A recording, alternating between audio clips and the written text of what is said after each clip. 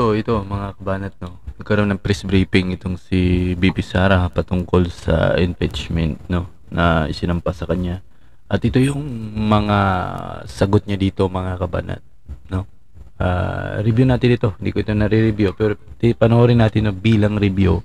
Ano bang nasagot ni VP Sara? Anong sagot niya dito sa mga binibira ngayon ng Senate na ng Kongreso na talagang ang Kongreso kasi nagpapursige tudo kayod no na ma-impeach itong si BP Sara. Nakaraang taon no, tinanong yung ilang mga congressman kung may planong impeachment ay wala no. No, wala daw. Pero ngayon nakita natin na puro pala kumbaga sabihin natin yung ilang mga congressman nagsisinungaling din. Kasi nung tinanong sila nakaraan ay wala daw pero yun pala ituloy. So ito, panoorin natin itong sinabi ni VP Sara sa kanyang press conference about sa impeachment. No? Media briefing ito mga kabanat at maraming nagtatanong dito. You want to be convicted in the impeachment court? Wala pa tayo. Masyadong pang malayo yan, ma'am. Wala pa tayo. Hindi pa natin inaano yan. Ina-assess. Number one for impeachment. Have you talked to Nagtanong ka na ba? Yes, but Kanina. O sige, ikaw. Ma'am, you said before na you're seriously considering to run for 2028 now na may impeachment na. Are you more decided to run in 2028? Okay. So wala pa tayo dyan. Wala pa tayo dyan. But nasabi ko naman di ba, paulit-ulit kung we are seriously considering that. But it's difficult to decide without numbers. So, kailangan malaman yung surveys and numbers. Sa next year pa yun. Oo. Ma'am, pero ma'am, kung sa tingin niyo ba, ma'am? Sir, nagtanong ka na? So, yes, sir. What are you concerned na yung possible consequence that you can be disqualified from public office kung magkaroon na ng conviction? Yes, sir. Oo. Alam ko po yung penalties ng impeachment. And the moment na nag-resign ako sa Department of Education, before ako nag-resign sa Department of Education, pinag-isipan ko na lahat yan. Yung yung penalty ata, halimbawa kung ma-impeach si VP Sara, parang hindi na ata makatakbo siya no? Ini position sa government mga kabanat. No? Parang hindi na ata. Ibig sabihin, yung may mga tanong kasi sa kanya dito mamaya, no? May mga tanong kasi sa kanya dito patungkol sa 2028 election, no? Ang sabi niya hindi pa siya makapag-decide, pero parang may plano. Pero ang yung tinitingnan niya yung numbers. Pero kung ma-impeach itong si VP Sara, wala na, no? Kahit anong pangarap niya na maging tumakbo ini position sa government kapag na-impeach talagang wala na ata kasi parang hindi ka na pwede, kumbaga hindi ka na allow. So tuloy natin. Ma'am, sa ngayon ba, masasabi ninyo na lalo pa kayong nainganyo na ituloy ang pagtakbo sa 2028 presidential election? Nasagot ko na ata yung kanina sa question ni sir na nakaitim. Ma'am, number one in the articles of impeachment was your assassination threat to the president. Do you regret making that statement last time? I did not make an assassination threat to the president. Ma'am, Sila lang nagsasabi niyan. Sila lang nagsasabi may assassination, sila nagsasabi may assassin, may gunman. Do not say that. Vice, last time, tinanong ko kayo if confident kayo sa numbers ng House. And sabi nyo, hindi kayo confident. And nagkatotoo nga. Ngayon sa Senate, you said na parang meron kayong confidence sa mga senador. So ngayon, how do you feel about that? Do you still feel confident with the numbers in the Senate? Sandali, mama. Kailan ko sinabi yun may confidence ako sa numbers sa Senate? Ano exact? Ingat-ingat ka dyan kasi yung mga media sila yung gumagawa ng ingay, no? Ingat-ingat dyan. Yung mga tanong kasi yan, alam niyo yung media pag nagtanong, silo yan eh. Silo yan o patibong yan eh. Was nga sa tanong nila magkamali ka lang ng sagot yan tapos ka dyan. No? Talagang ingat-ingat ka. Yung media kasi mga kabanat, silo yan. O baga, sila yung gumagawa ng kumbaga tinatrap nila yung tinatanong nila para makapagbigay ng kumbaga, maling sagot para magkaroon ng issue. Na sinabi ko. Sorry I cannot remember the exact words that I used. Parang medyo confident kayo with regards sa Senate, sa mga friends and allies. Unlikely ako magsasabi ng ganyan ba. Pero I will answer that next time. Good. Maganda yung decision niya. Sasagutin niya next time kapag na-verify niya yung sinasabi, no? Parang wala naman ako narinig na ganung sinabi ni BP Sara, na confident siya sa Senate, Diba? Now, sa Senate, supposedly received nila yung impeachment complaint the other day, pero nag-close sila kagad because of the last session. Well, that is their prerogative as a body, no? So, we have to respect the Senate kung ano yung desisyon nila. Dahil sila yung mga nandoon sa loob. So far, you feel assured about your allies in the Senate? We haven't talked. I have not talked to my friends in the Senate. Wala. Ma'am, will you appeal sa impeachment court? Kay Senator Ivy? Bakit? She's going to block daw the impeachment po, ma'am. Sabi daw po niya, she opposed the impeachment daw po. Bakit kaya?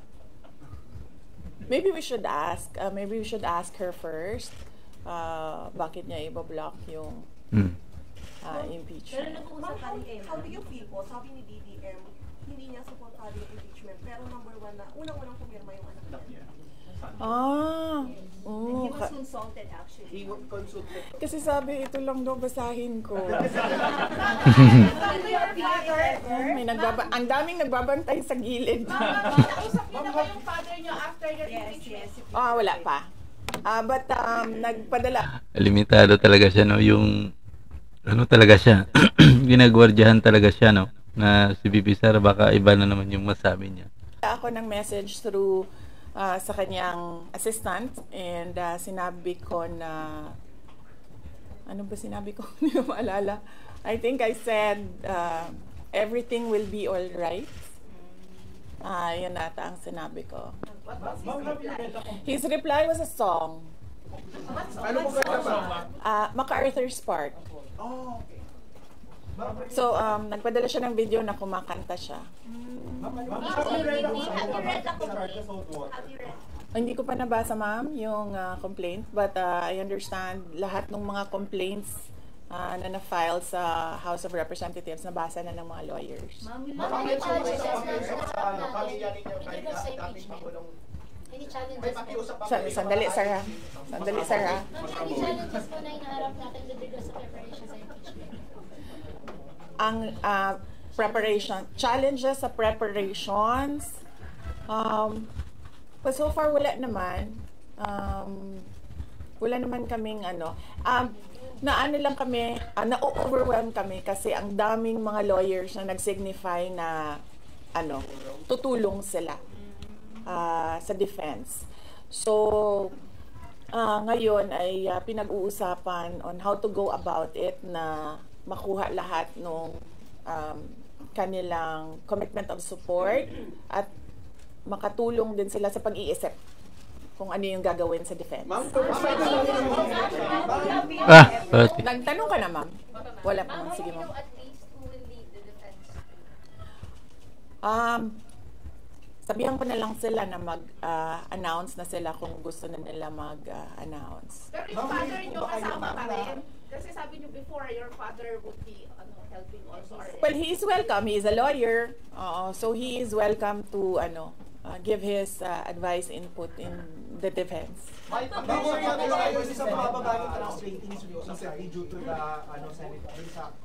I will not answer that question. Yes, I'm sorry. Yes. Yes. So what happened was nag-indefinite leave siya, and then she was admitted to the hospital doon sa Davao City na hospital siya, and then discharge siya ng mga doctors with ulitin ko.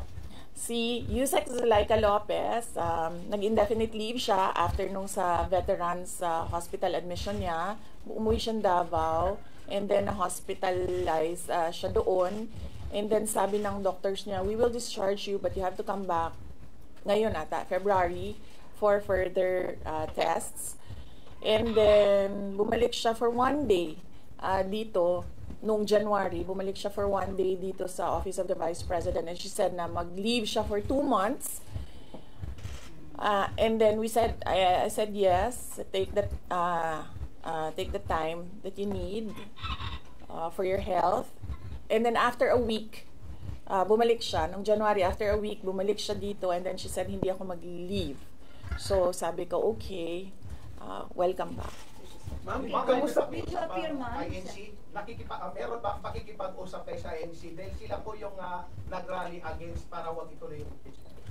Hindi pa po kami nagkausap ng INC, sir, pero nagpapasalamat po ako sa INC at sa buong sambayanan sa kanilang pananawagan ng kapayapaan. Ma'am, kamusta po ang staff ng numbers in Senate? Nagtanong ka na, sir? Dapat, sir. You think you have the numbers in the Senate to be acquitted? Hindi ko masabi yan ngayon, sir. Wala pa kami dyan. Ma'am, Nagtanong ka na, ma'am, wala pa. Ma'am, would you consider former President Duterte to be your lead defense? He will, maybe if he wants to, he can be part of the defense team. But because of his age and because of rigorous preparations in an impeachment case, baka sabihin ko sa kanya na wag na lang siyang mag-lead dahil medyo may edad na si former President Rodrigo Duterte. He's already 80 years old this ma'am, year. kamusta po ang staff ng OPP after they heard about the impeachment po, ma'am? Ano po naramdaman po nila na when you were impeached by the House? Ano po naramdaman ng staff ng OPP in general? Are they sad? Are they worried po ba, ma'am? Hindi ko alam nila na pinagtatawanan lang nila ako dito sa gilid kasi hindi daw ako sumunod. Sabi, basahin lang daw talaga ito. Ma'am, you will appear sa impeachment court, ma'am, if ever. Ha? Will you appear sa Okay. Kung pwede namang hindi, and I understand, pwede naman. Hindi na. Oo. Kasi baka ma-intimidate lang sila lahat sa presence ko doon. May mga plano po ba kayo para itulak ang pag-audit, lalo na po sa mga kongresista natin na ginagamit ang pera o pondo ng gobyerno para sabdak propaganda against you? Hindi ko na muna sagutin yung tanong na yan ngayon, ma'am. Doon muna tayo sa God Save the Philippines. So, ma'am, will you dissuade or encourage your supporters in case they would go sa street to rally? Sa panahon ngayon, ma'am, na sobrang mahal ng presyo ng mga bilihin, lalong-lalo na ng pagkain, sasabihin ko sa mga supporters sa taong bayan na unahin muna nila ang trabaho and negosyo nila kesa sa mag-rally sila sa mga daan. Dahil marami o lahat tayo breadwinners. So, merong mga bata or merong mga kapamilya na nagdedepende sa atin.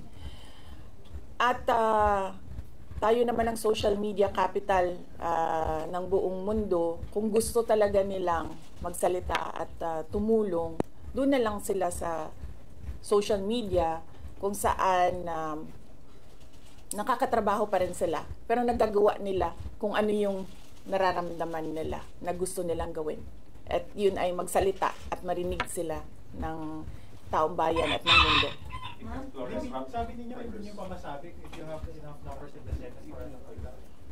Are you not confident that you have enough allies to avoid a conviction in the Senate acting as an impeachment court? Hindi ko pa naisip yan, sir. I've not counted numbers of votes in the Senate, so we are not there yet. We are still, the legal team is still in the preparation of the defense and what we will do. I feel betrayed? How do you feel ang daming taga-Mindanao? Actually, ma'am, wala akong feelings. Wala akong feelings about it. Kasi, kung napapansin nyo, wala naman kasi talaga akong barkada na politiko. I don't join their circles, but we are friends. Yes. But kung ninong at ninang lang ng mga anak, walang ninong at ninang na politiko ang mga anak ko. Oo. Maliban kay Stonefish, dahil nandoon si former President Erap Estrada. So, I don't move in the circle of politicians. Kaibigan, yes. But to say that meron akong close relationship, personal relationship with them, wala naman. Kaya siguro, ganyan din siguro kadali sa kanila ang magdesisyon about the impeachment. Kasi wala naman talagang na may impeach kayo sa House under last session day. Or may nag-PM ba sa inyo? Naka-receive po ba kayo? Or may nag-tip sa inyo? Yes. Oo. Si JC. Si JC. Hindi siya natulog. Sabi ko sa kanya, matulog ka na, JC, kasi ang mangyayari ay mangyayari kaya sera-sera. Diba? Ma'am, alam ko matagal na ito, but the QC Prosecutor's Office ibinasura yung patong-patong na kaso against you. Yes. What was your initial reaction about that? And second po, any updates sa security details natin, ma'am? Tuloy po ba yung pag-hire po natin ng private security? Okay, hindi ko nasasagutin yan, ha? Dun lang tayo sa God Save the Philippines. Okay. Ma'am, okay. Last na lang po ng may issue sa yung t-shirt na ito. Parang, ano po yung nakikita yung problem sa Philippines ngayon at bakit nila inuna yung impeachment na ito? Gaano kalala ang Pilipinas na pag-iwanan na tayo ng panahon at ng ating mga kapitbahay dito sa region at napag-iwanan na tayo ng mundo. Malala siya since na nagkaroon ako ng understanding. Kasi 1990s, tapos 1990s magulo, well sa amin magulo sa Mindanao, and then ngayon nagbabadya ang gulo sa Mindanao. So parang wala namang nagbago. So malala, sobrang malala, dahil kung nakakausap mo yung mga tao na arawan yung kanilang sweldo, yung pera nila hindi na talaga sapat para sa pagkain, para sa kuryente, babayan, silang makita na region at napag-iwanan na tayo ng mundo. So, yan mga kabanat, no, yung press briefing ni BP Sara. Kahapon ito nangyari, no? Medyo late na tayo. Pero nakita nyo yung mga sagot niya ay sobrang ingat, no? Ingat. Yung mga tanong na hindi nakalagay sa kanyang script diyan, hindi niya sinasagot, no? Kumbaga yung topic na isasagot niya dapat andun lang sa ibinigay sa kanyang script, no? Kaya sinasabi niya hindi niya sasagutin kapag wala sa kanyang script kasi nag-iingat siya, mga kabasa. So, yun lang natin ang video, no? See you next video.